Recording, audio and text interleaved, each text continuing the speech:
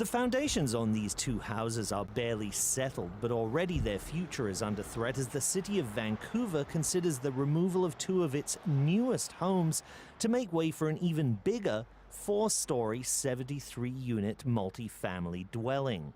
Well, obviously it's great distress. Neighbours say they can't understand why the city would consider getting rid of houses and laneway homes that were only just approved. Our belief is that once the city approved of these buildings, followed through and they were brought to completion, there's no way they should be removed or demolished.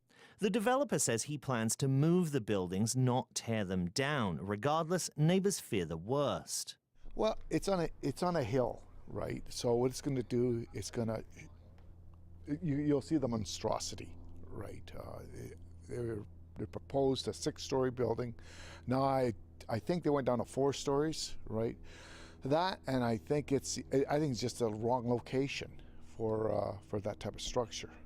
The proposal comes as a result of a land assembly, a process that's become a bonanza for people living on arterial routes as council looks for more density, and both developers and homeowners on busy streets see dollar signs.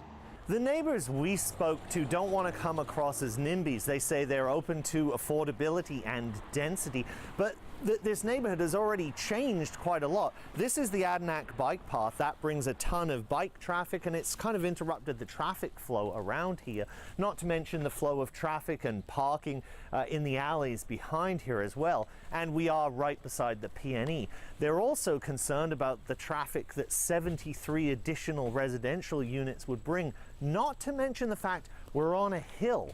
So that means they say that their sun would be blocked in the afternoons, and that's a particular concern on a nice day.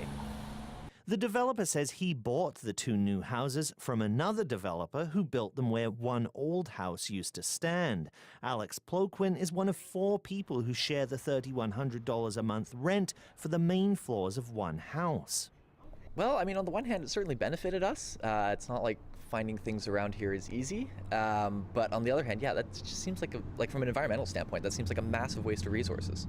The neighbours say they've already lived through the 3 years of construction it took to build the 2 new houses. The neighbourhood breathed and thought, well, now that they're doing this, surely they can't turn around and build one of these developments.